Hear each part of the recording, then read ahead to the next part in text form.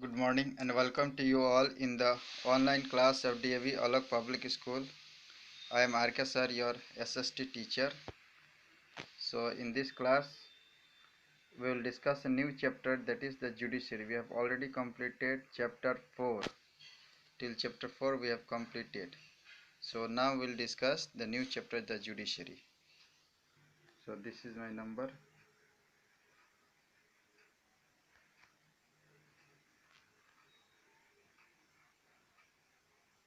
So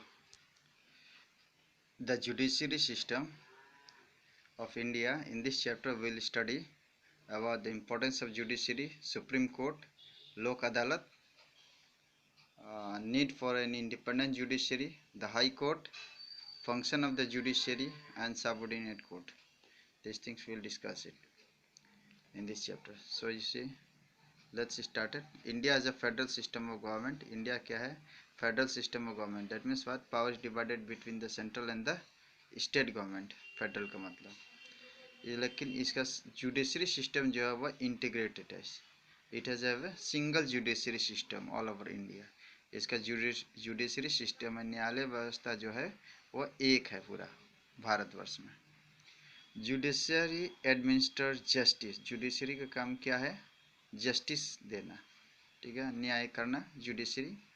और उसके बाद क्या काम है? इंटरप्रेट लॉज को, अगर कोई तरह का दिक्कत है तो उसे इंटरप्रेट करना, समझाना.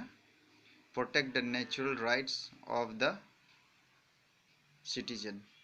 जो भी राइट्स है सिटीजन का, नागरिक का जो भी राइट्स है उसको प्रोटेक्ट करना.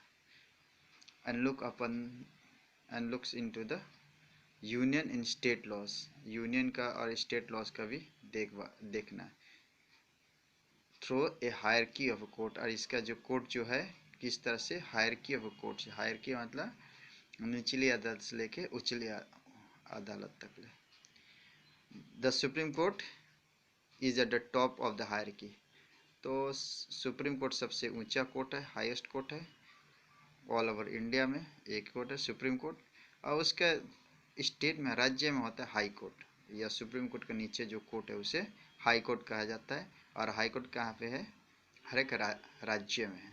और हाई कोर्ट के बाद में आता है सबऑर्डिनेट कोर्ट. हाई कोर्ट के बाद में आता है सबऑर्डिनेट कोर्ट. सबऑर्डिनेट कोर्ट हो गया डिस्ट्रिक्ट कोर्ट जो हर एक जिला में होता है. म्युनिसिपल कोर्ट, ये सब क्या है, ये मजिस्ट्रेट कोर्ट, ये सब जो है ये सबऑर्डिनेट कोर्ट में आता है. तो हाई कोर्ट से नीचे जितना कोर्ट है वो सब सबऑर्डिनेट कोर्ट है.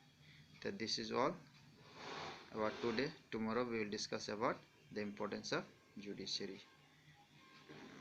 अच्छा देख लो जी इम्पोर्टेंस जुडिशरी से. तो judiciary help to settle disputes. Judiciary क्या करता है? मदद करता है हम लोग का डिस्प्यूट सेटल करने में. मतलब जो भी आपसी मतभेद है उसे सेटल करने में मदद करता मिलता है. और people of the state government, और two states are between the state government and the union government. तो स्टेट गवर्नमेंट के बीच में भी, अगर दो राज्य के बीच में भी अगर किसी तरह से मतभेद है तो उसको भी सुलझाता कौन है? जुडिशरी. और दो राज्य सरकार या उससे बेसी या और सेंट्रल गवर्नमेंट के बीच में भी कुछ मतभेद हो जाता है तो, या झगड़ा हो जाता है तो उसको सुलझाता है जुडिशरी का काम है. जुडिशरी हम लोग फंडामेंटल राइट को प्रोटेक्ट करता है, नागरिक का फंडामेंटल राइट को प्रोटेक्ट करता है. अगर ऐसा लगेगा किसी कोई लोगों को, कोई नागरिक को कि उसका फंडामेंटल राइट्स छीना जा रहा है तो वो डायरेक्टली जा सकता है कहाँ पे? सुप्रीम कोर्ट में या हाई कोर्ट में.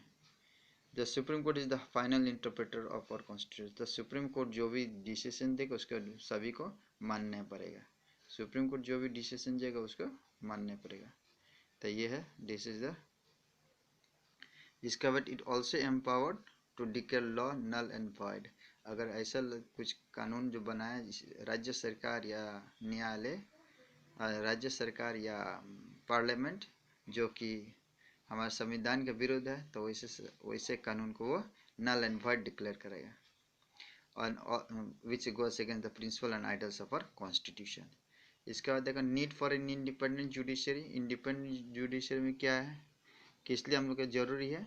क्योंकि to check the misuse of power by the executive and legislative. Judiciary किस लिए जरूरी है कि दो ऑर्गन जो है एग्जीक्यूटिव और लेजिस्लेटिव वो अपने पावर को मिसयूज ना करे। और इम्पार्शियल जस्टिस, और दूसरे कारण क्या है, इम्पार्शियल जस्टिस, जस्टिस जो भी होगा, न्याय जो भी होगा वो इम्पार्शियल होगा, बिना पार्शियलिटी से होगा। That's all, thank you.